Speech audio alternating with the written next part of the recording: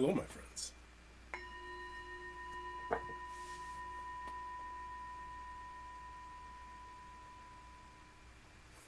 Welcome back. My name is Drake, and this is Touching the Edge. And we are here to focus on how to recover from toxic opinion and understanding when we are stepping into toxic opinion, both our own and others. I think it's very interesting. It reminds me of my history in working in mental health. I spent almost 20 years working in a locked mental health unit, and I dealt with a lot of different types of people. And one of those groups that I dealt with were people who were delusional.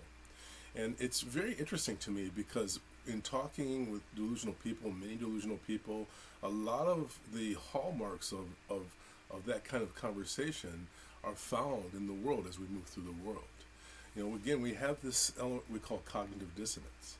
As cognitive dissonance builds up, what begins to happen is that people have to resort to more and more extreme views in order to support their original suppositions.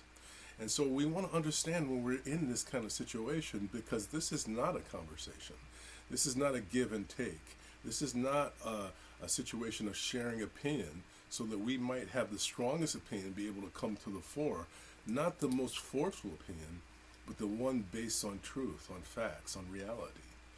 Those who are in cognitive dissonance do not care about reality. They care about having what they feel to be right, to be held as the deepest truth. And so we want to recognize that when we are in that situation, like dealing with a delusional person, you're having a situation, an argument, and you feel like this is an argument in which you're both trying to convince each other, and you feel like you're making progress, and it's like a horror movie or a bad dream where you are running in the woods and you're running and you keep coming back to the same spot again and again and again. It's like talking to someone and you realize that you're in a Peanuts cartoon. Remember the Peanuts cartoon where the parents or the teachers would always be going wah, wah, wah, wah, wah? And you realize that's what this person is hearing from you. They're not really hearing you. So my question for you is why are you continuing in this conversation? Because you're not going to win them over. And you're going to end up in a situation where they are so deeply entrenched that you become entrenched in the opposite because you feel like you have to balance them. So just be aware when you're in a conversation with a delusional person, if you think that you can win a delusional person over, you might just be delusional. So anyway, just something to consider. Remember, this is a time that we need people to be grounded and calm and remember what their true values are.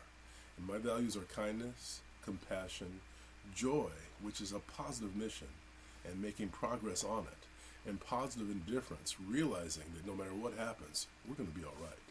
I'm going to ring the bell. I'm going to ask you to listen carefully. Here we go.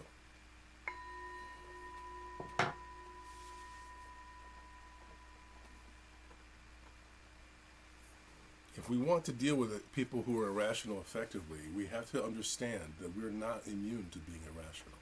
I bring my hands in a prayer position and I bow to you. Namaste. Thank you.